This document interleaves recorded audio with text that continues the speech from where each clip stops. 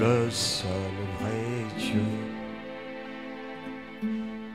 La vie éternelle, La vie éternelle, c'est qui te connaisse, toi le seul vrai Dieu. la vie éternelle, La vie éternelle, c'est qui te connaisse, toi le seul vrai Dieu.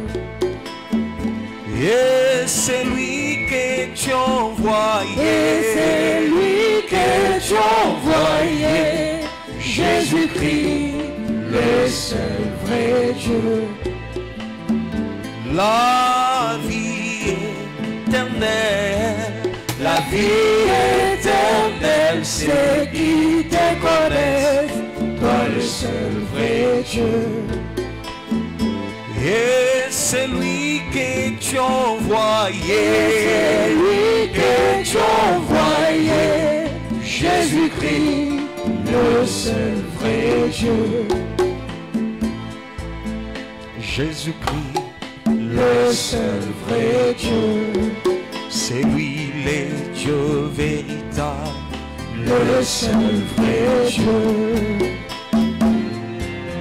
Jésus-Christ, Le seul vrai Dieu. c'est lui le Dieu véritable. Le seul vrai Dieu. C'est Jésus-Christ, Le seul vrai Dieu. c'est lui le Dieu véritable. Le seul vrai Dieu.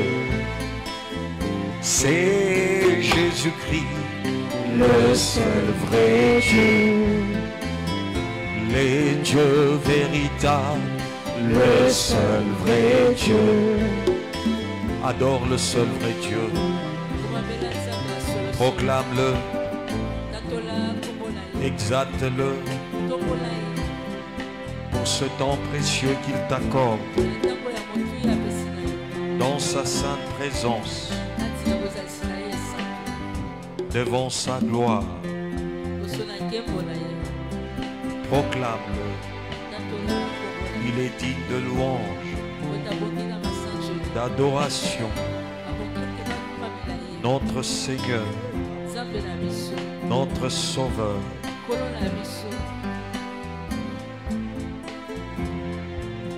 Jésus-Christ, Le seul vrai Dieu. c'est lui le Dieu véritable. Le seul vrai Dieu. Jésus-Christ, Le seul vrai Dieu. c'est lui le Dieu véritable. Le seul vrai Dieu. C'est Jésus-Christ, Le seul vrai Dieu. le Dieu véritable. Le seul vrai Dieu. C'est Jésus-Christ, Le seul vrai Dieu. le Dieu véritable. Le seul vrai Dieu.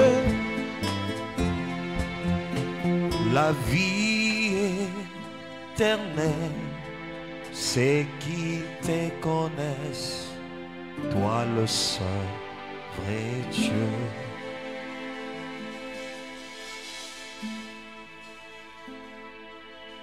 Et c'est lui que tu as envoyé, Jésus-Christ, le seul vrai Dieu.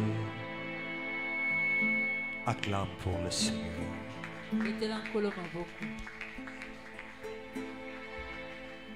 Shalom. Nous vous souhaitons la bienvenue à tous dans la sainte présence de notre Dieu. Est-ce que tu peux saluer ton voisin qui est devant toi, derrière toi? Nous sommes dans la maison du Seigneur, sentons-nous libres et nous sommes en famille. Nous allons ouvrir nos Bibles en Abdias, livre ya Abdias Nous allons lire le verset 18. La Bible nous dit: la famille de Jacob sera un feu, et la famille de Joseph une flamme. Mais la famille d'Ésaü sera de la paille qu'elles allumeront et brûleront.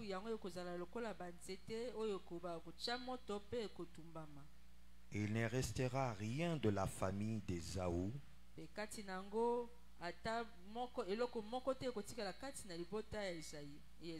car l'Éternel a parlé. Zacharie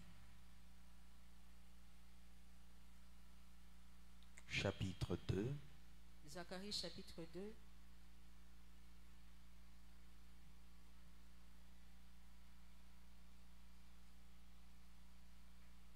Le verset 9, la Bible nous dit: verset 9, je serai moi-même pour elle une muraille de feu tout autour,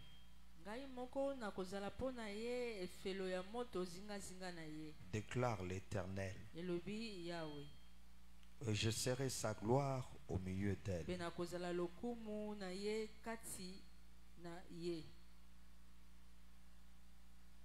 Josué chapitre 24. Josué 24.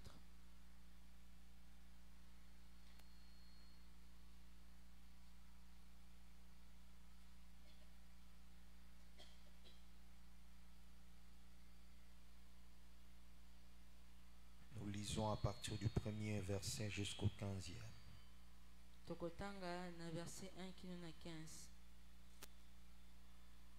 Josué rassembla toutes les tribus d'Israël à Sichem et convoqua les anciens d'Israël, ses chefs et ses juges et ses officiers. Ils se présentèrent devant Dieu. Josué s'adressa à tout le peuple. Voici ce que dit l'Éternel, le Dieu d'Israël. Vos ancêtres, notamment Térak, père d'Abraham et de Nachor, habitaient autrefois de l'autre côté de l'Euphrate et servaient d'autres dieux.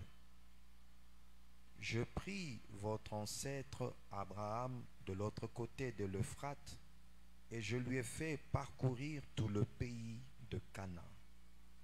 Je multipliai sa descendance et je lui ai donné Isaac. J'ai donné à Isaac Jacob et Ésaü. J'ai donné la région montagneuse de Séhir en propriété à Ésaü, tandis que Jacob et ses fils sont descendus en Égypte. J'ai envoyé Moïse et Aaron et je frappai l'Égypte par les prodiges que j'ai réalisés au milieu d'elle, puis je vous en ai fait sortir. Je fais sortir vos pères d'Égypte et vous êtes arrivés à la mer. Les Égyptiens poursuivaient vos pères jusqu'à la mer des roseaux avec des chars et des cavaliers. Vos pères ont alors crié à l'Éternel et l'Éternel a mis des ténèbres entre vous et les Égyptiens. Il a ramené la mer sur eux et il les a couverts. Vos yeux ont vu ce que j'ai fait aux Égyptiens. Puis vous êtes restés longtemps dans le désert. Je vous ai conduit dans le désert des Amoréens qui habitaient de l'autre côté du Jourdain et ils ont combattu contre vous. Je les ai livrés entre vos mains. Vous avez pris possession de leur pays et je les ai détruits devant vous. Balak, fils de Tsippor, le roi de Moab, s'est levé et a combattu Israël. Il a fait venir Balaam, fils de Béor, pour qu'il vous maudisse. Mais je n'ai pas voulu écouter Balaam. Il vous a béni et je vous ai délivré de Balak. Vous avez passé le Jourdain et vous êtes arrivés à Jéricho. Les habitants de Jéricho ont combattu contre vous, tout comme les Amoréens, les Phéréziens, les Cananéens, les Hittites, les Gergasiens, les Éviens et les Jébuséens. Je les ai livrés entre vos mains et j'ai envoyé devant vous le frélon qui les ont chassés loin de vous, comme les 2 rois des Amoréens. Cela ne s'est pas passé grâce à ton épée ou à ton arc. Je vous ai donné un pays que vous n'aviez pas cultivé, des villes que vous n'avez pas construites et que vous habitez, des vignes et des oliviers que vous n'avez pas plantés et qui vous servent de nourriture. Maintenant, craignez l'Éternel et servez-les avec intégrité et fidélité. Faites disparaître les dieux que vos ancêtres servaient de l'autre côté de l'Euphrate et en Égypte et servez l'Éternel. Maintenant, si vous ne trouvez pas bon de servir l'Éternel, choisissez aujourd'hui qui vous voulez servir. Soit les dieux que vos ancêtres servaient de l'autre côté de l'Euphrate, soit les dieux des Amoréens dans le pays desquels vous habitez. Quant à moi, quant à ma famille et moi, nous servirons l'Éternel.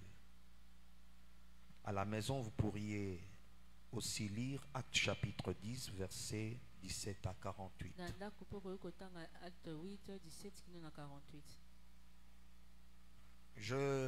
Nous sommes en train de parler de la puissance du Saint-Esprit.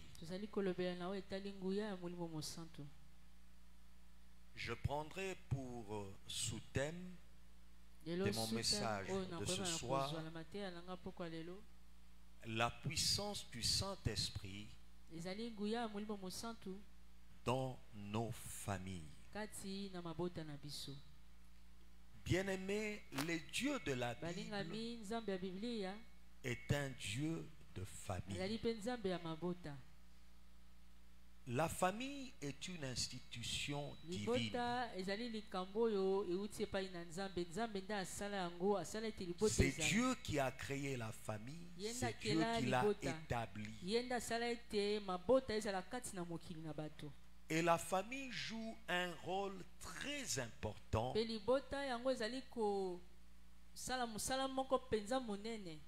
aux yeux de Dieu. Et si tu arrives à comprendre l'importance de la famille en tant qu'enfant de Dieu, tu sauras aussi jouer un grand rôle important dans ta famille. Parce que Dieu nous confie certaines missions. C'est-à-dire que lorsque Dieu se révèle à une personne, il veut au travers de cette personne affecter sa famille, se révéler à sa famille, sauver non pas simplement l'individu, mais aussi que par son canal, que sa famille également soit sauvée, que sa famille le connaisse, que sa famille le serve, et qu'au travers de lui et de sa famille, que plusieurs arrivent à le connaître. Voilà pourquoi la Bible nous dit que celui qui ne prend pas soin de sa famille est pire qu'un infidèle. Parce que Dieu confie à ses enfants un rôle important à jouer au sein de ses familles ou de sa famille. Que ça soit dans sa famille restreinte ou comme dans la famille générale, Dieu te confie une mission. Une mission que tu es appelé à jouer, à assumer.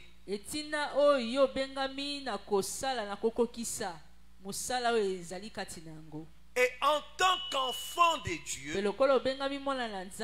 tu dois être conscient de la mission que Dieu te donne. Tu dois jouer ce rôle. Tu dois rechercher à accomplir la mission que Dieu veut accomplir au travers de toi pour ta famille, au-delà de la mission que tu peux avoir pour les autres.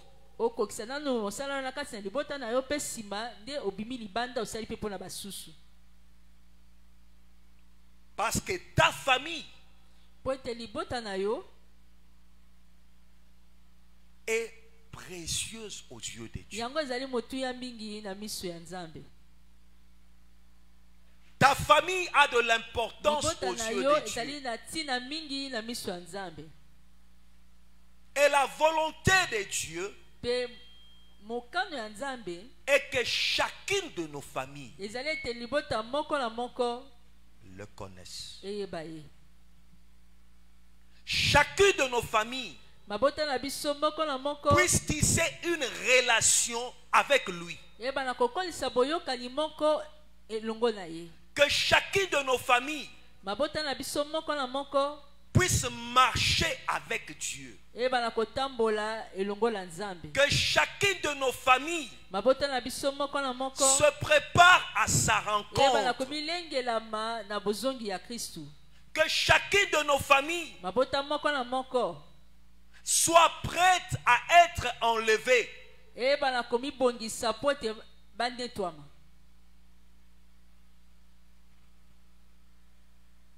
Lorsque j'observe quelqu'un comme Jacob avec sa famille, je comprends pourquoi Dieu, quand il parle de Jacob, et il parle de sa famille, il en parle avec une grande importance.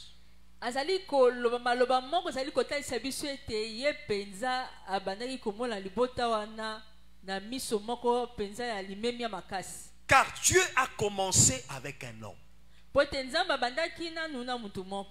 Il s'est révélé à Abraham. Et après il s'est révélé à Isaac. Et après Isaac, il s'est révélé à Jacob. Et Jacob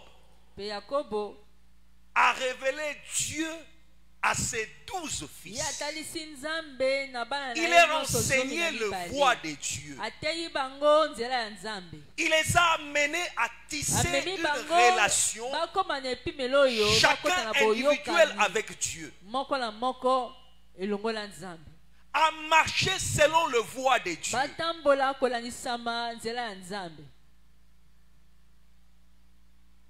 Et chaque ancêtre de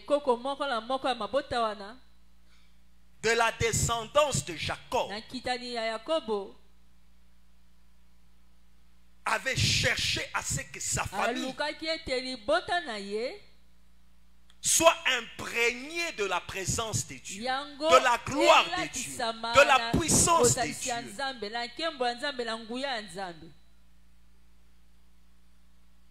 Le texte que nous venons de lire en Abdias nous annonce une promesse divine. Et aussi nous révèle la volonté de Dieu. Et le jugement que Dieu fait tomber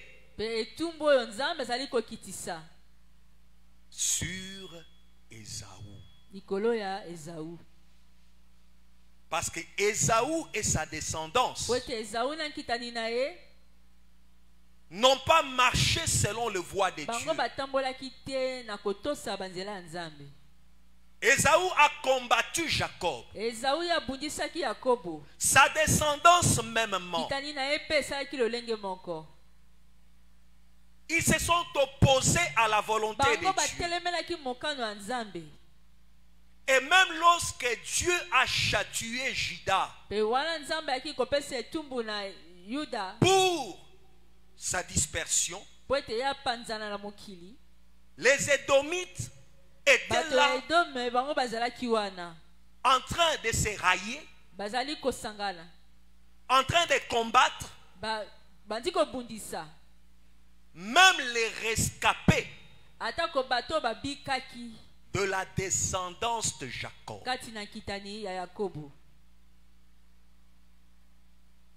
Mais Dieu annonce une promesse merveilleuse. C'est que Jacob sera un feu. Et Joseph une flamme de feu. Est-ce que tu peux dire cela pour ta famille? Est-ce que tu peux remplacer le nom de Jacob et de Joseph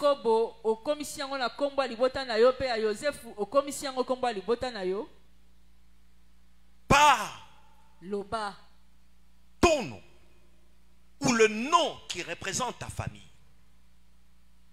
Parce que la volonté de Dieu est que nos familles soient enflammées et embrasées.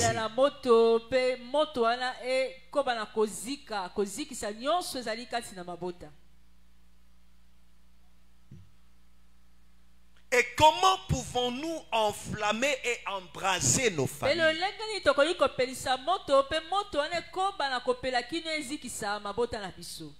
Premièrement, c'est lorsque Dieu vient régner dans nos familles. Lorsqu'il vient trôner dans nos familles et diriger nos familles. La présence de Dieu apporte sa puissance, apporte sa gloire, apporte sa protection, apporte sa délivrance, apporte son changement. Et pour que Dieu arrive à régner dans une famille, il faut que cette famille fasse alliance avec lui. Il faut que les membres de cette famille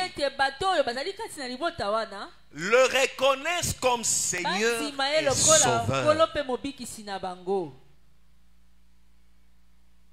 Tu me diras que est-ce que cela est possible?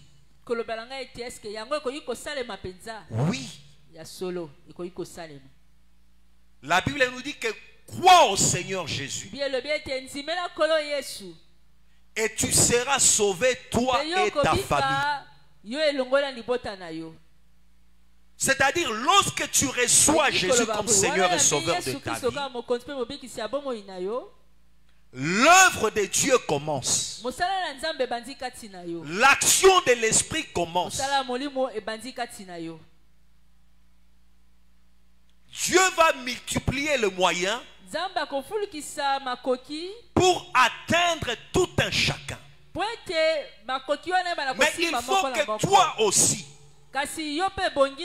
tu joues ton rôle dans cette partition. Que tu parles aux siens de Jésus, de son salut, de son amour, de sa délivrance, de ce qu'il fait. Que tu leur parles de Dieu. La conversion de tout un chacun ne dépend pas de toi.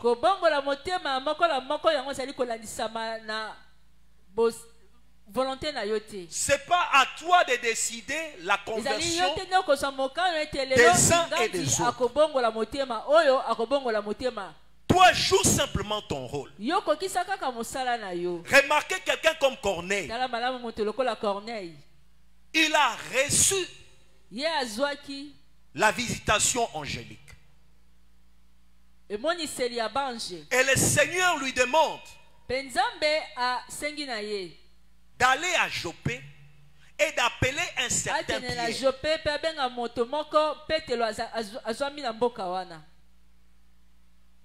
pour qu'il lui parle de la part de Dieu. Et Corneille a joué sa partition. Il a réuni les membres de sa famille.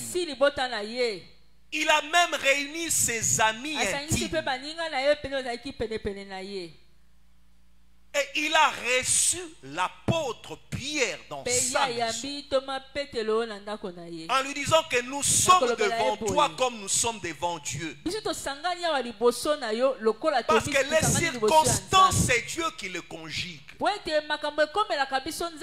La manière dont Dieu va opérer pour agir dans ta famille n'est pas forcément de la même manière qu'il va opérer dans la mienne.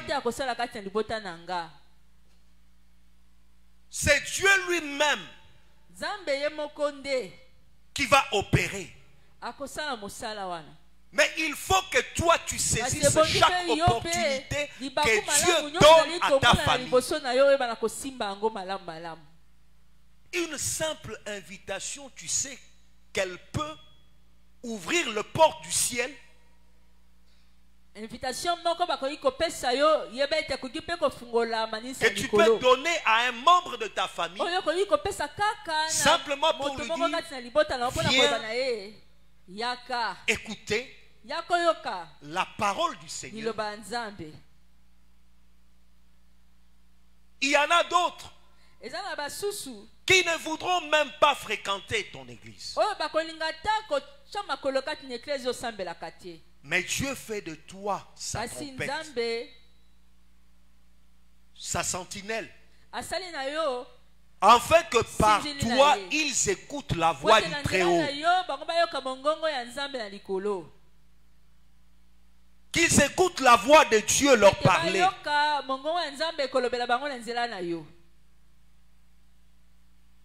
Alors comprends que tu as un rôle important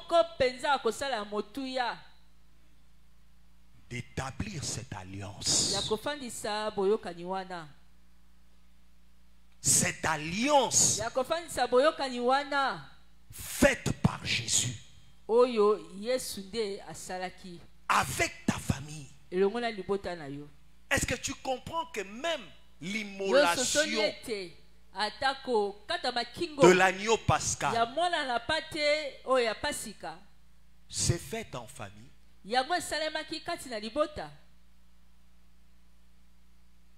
Dieu a demandé que l'agneau soit immolé dans chacune des familles. Et par là, il montre le dessein, son souhait de voir nos familles établir une alliance avec lui. Et par cette alliance obtenir sa délivrance en face de ses oppresseurs. Le diable, connaissant l'importance de la famille, il a voulu aussi détruire chacune de famille en établissant des dieux étrangers. Parce que chaque péché établit un Dieu étranger. Chaque alliance qui n'est pas de Dieu, qui s'oppose à la volonté de Dieu, établit un Dieu étranger. Or, pour déloger et détruire ces dieux étrangers dans nos familles, il faut que la lumière les éclaire. Parce que beaucoup servent des dieux étrangers sans même qu'ils ne connaissent. Ils sont liés, captifs, prisonniers. Et si toi tu n'ouvres pas la bouche, si tu ne leur parles pas des dieux, ils vont demeurer dans leur captivité, sous les jougs de l'ennemi. Ils seront toujours des esclaves et des prisonniers du diable. Mais par contre, si tu proclames la bonne nouvelle de Christ, c'est une puissance qui va libérer, qui va affranchir, qui va leur faire sortir de ténèbres qui les lient et les amener à marcher avec Christ dans sa lumière.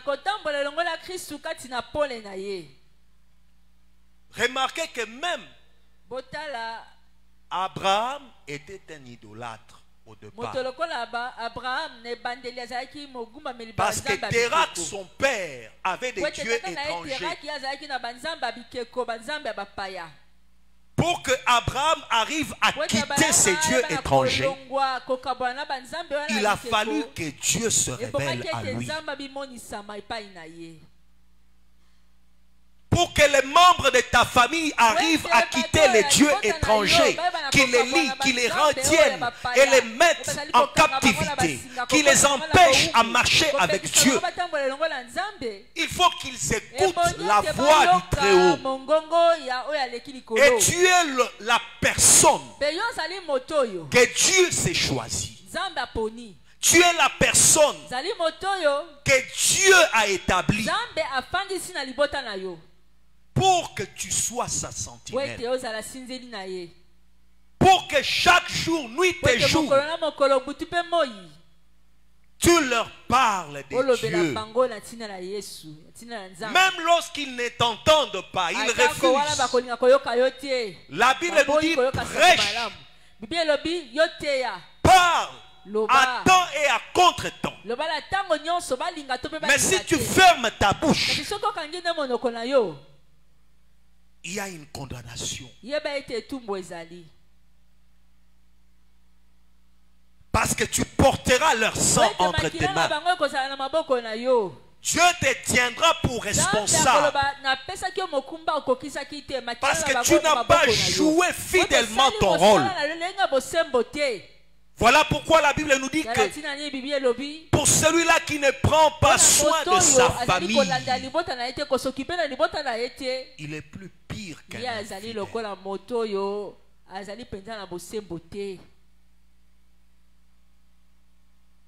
Marcher avec Dieu nous confie des rôles.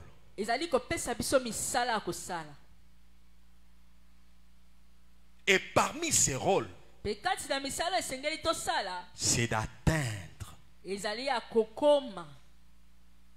les nôtres. En dehors des autres.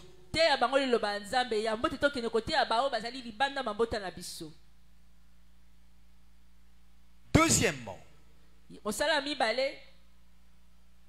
en dehors du règne de Dieu, nous devons deuxièmement établir dans nos familles de culte familial. mayangani ya mabota. Le culte losambo kati na mabota attire la gloire de Dieu. Yango ebendaka nkembo la Nzambe. Établit sa présence. Nous devons apprendre à prier ensemble avec les siens.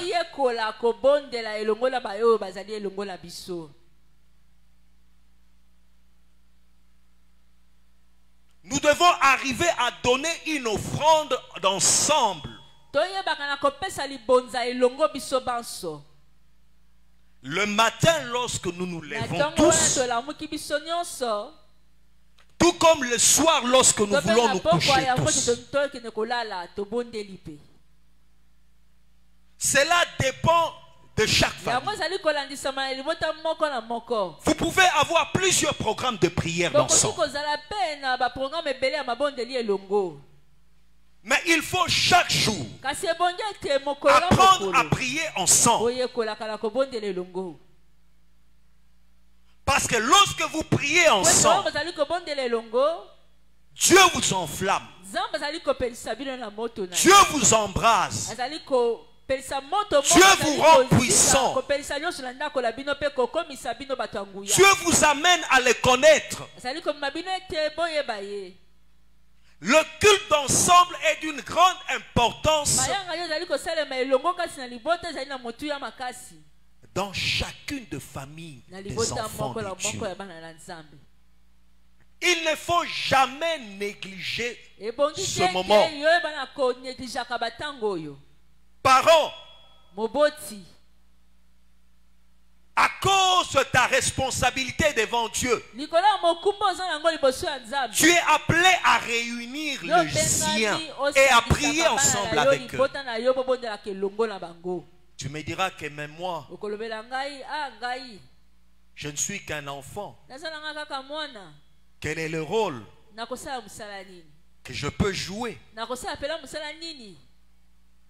Tu peux commencer d'abord par partager. Et tu dois aussi être un modèle. Tu ne peux pas réunir les gens alors que toi tu passes du temps à te disputer avec eux, à te quereller avec eux. Tu n'es pas un exemple de Christ au sein de ta famille. Pour que les gens acceptent de prier avec toi, tu dois être un modèle qui les attire. Ils doivent voir en toi la présence de Dieu, la marque de Christ, les œuvres de Christ, pour qu'ils reconnaissent que ton Dieu peut aussi devenir leur Dieu. Mais si tu te méconduis, tu ne marches pas selon la parole de Dieu, voudront-ils s'assembler avec toi et prier?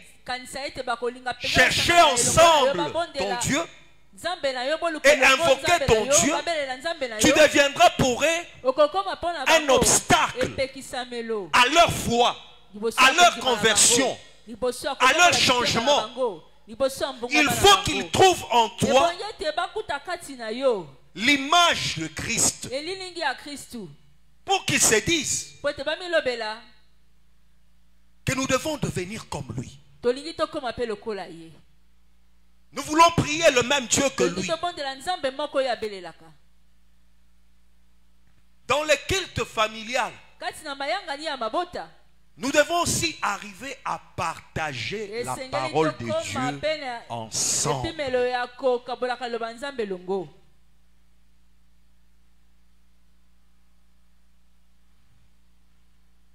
Parler de Dieu. Proclamer sa parole dans nos maisons, dans nos familles.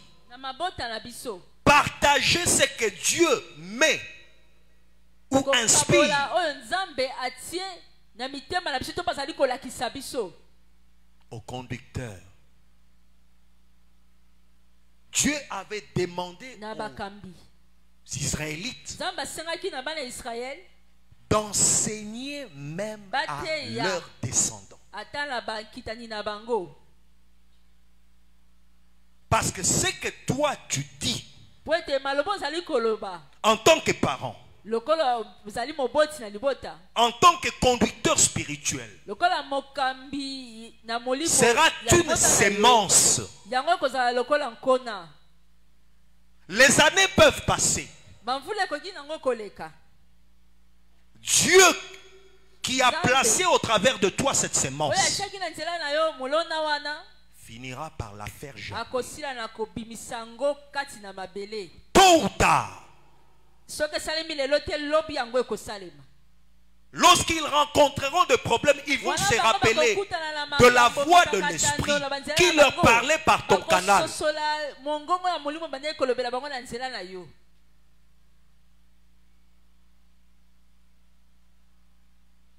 Et Dieu veut se servir de ta bouche pour parler aux uns et aux autres.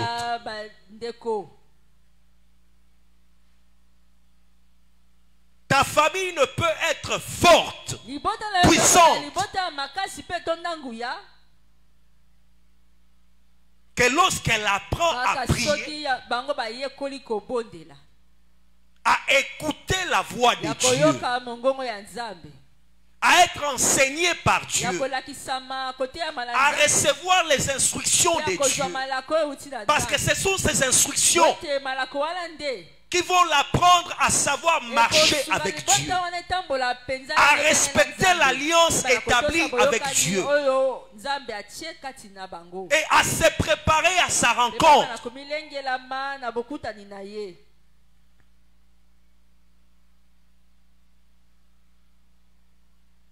Parce que si Dieu ne parle pas, il n'y aura pas de lumière.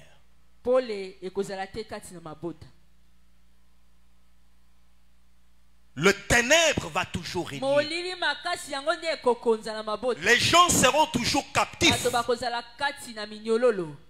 Or Dieu parle pour éclairer.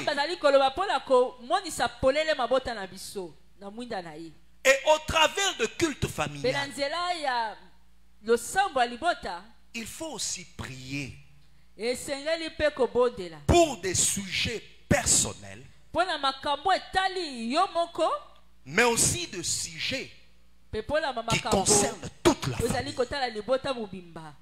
qui impliquent toute la famille.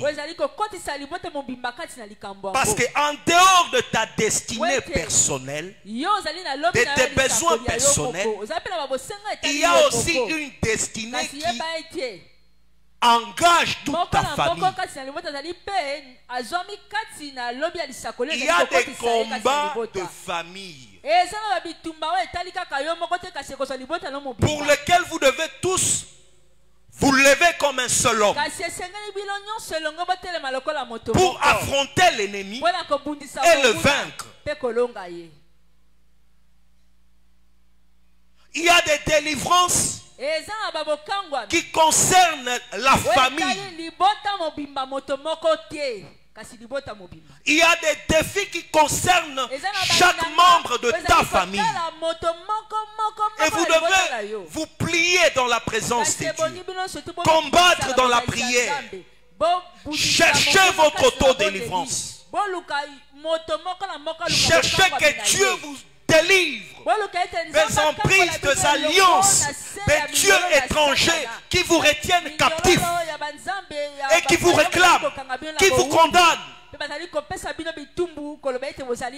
Remarquez que Pharaon, des fois il leur demandait allez adorer, mais laissez vos biens, allez servir votre Dieu,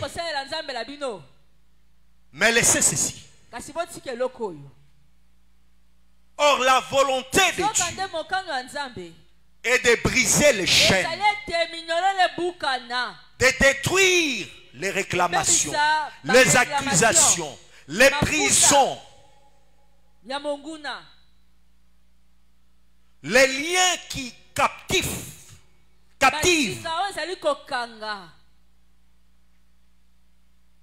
vos familles, nos familles. Et pour cela, il faut se lever Il faut prier. Il faut chercher la face de Dieu. Par de jeûnes, par de prières, en invitant même des hommes de Dieu.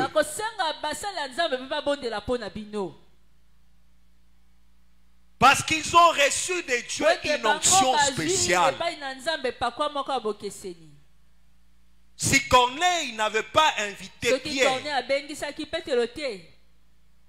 il allait passer à côté de son salut, de l'alliance que Dieu voulait établir avec lui. Il allait passer à côté de la visitation du Saint-Esprit.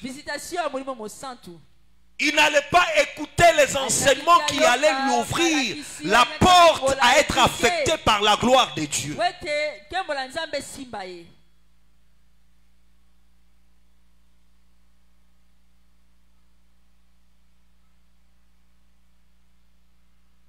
Il faut que dans les familles,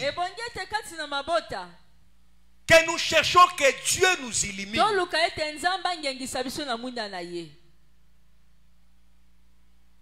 Qu'il apporte sa lumière. Parce que si Dieu ne fait pas briller sa lumière, les œuvres de ténèbres ne pourront pas être toutes révélées. Parce qu'il y a certaines œuvres qui n'ont pas été faites par nous directement. Des fois même par nos aïeux. Ils ont pactisé avec Satan. Ils ont consacré les leurs descendants. Et pour briser de tels liens, il faut que Dieu arrive à vous révéler et vous montre la solution pour sortir ces liens, de ces réclamations, de ces condamnations, de ces limitations, de ces œuvres de ténèbres qui ont pris en prise sur vous, sur vos familles, sur votre destinée, et qui vous empêchent à marcher avec Dieu.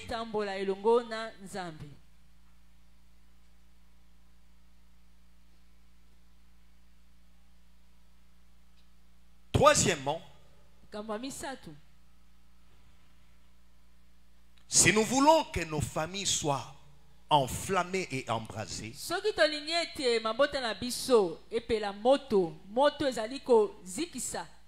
il faut amener chaque membre à se consacrer et à servir Dieu. Josué dit, ma famille et moi, nous servirons l'Éternel. C'était un engagement. C'était une consécration à Dieu et à son service.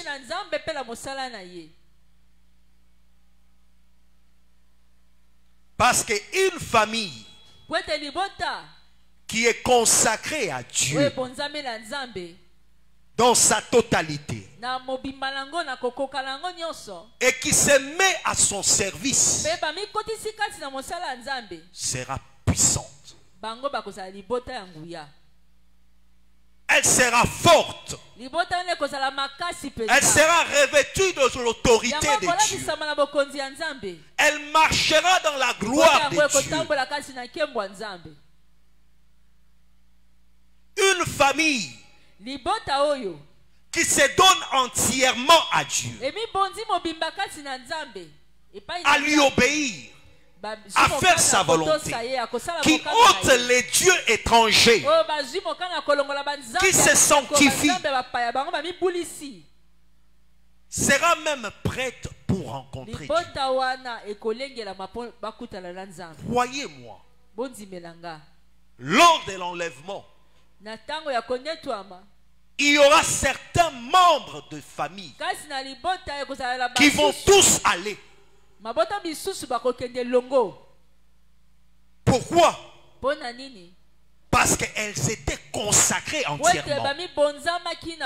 Et elles s'étaient mises au service de Christ. Tandis que dans d'autres, les membres qui seront enlevés seront à compter. Parce que Christ ne peut prendre que celui-là qui lui appartient. Or, la consécration fait de toi son appartenance.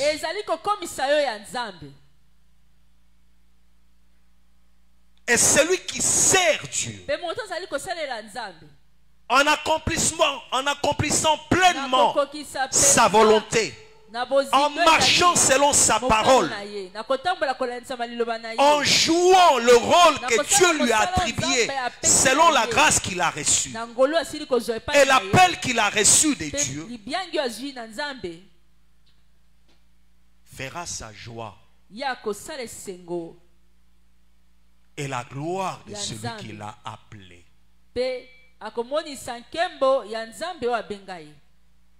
Lorsque j'observe la famille de Jacob, au point où, pour que Dieu manie, ils ont tous joué le rôle que Dieu leur avait donné.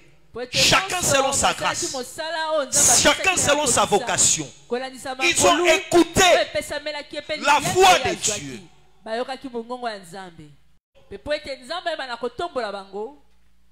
Il a voulu que ceux-là qui vont accéder à son royaume voient le rôle qu'ils ont joué. Parce que Dieu a dit à Abraham, dans son alliance, toutes les familles de la terre seront bénies par toi.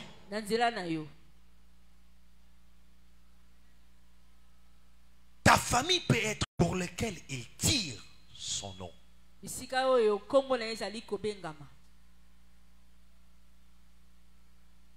Dieu veut être le Dieu de ta maison, de ta famille. Il veut marcher avec elle. Il veut l'embraser, l'enflammer. Tout dépendra de toi. Que tu intercèdes en faveur de ta famille. Car c'est ton premier rôle devant Dieu.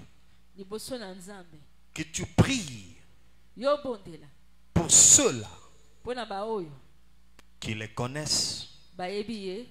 Que tu pries également pour ceux-là qui ne les connaissent pas.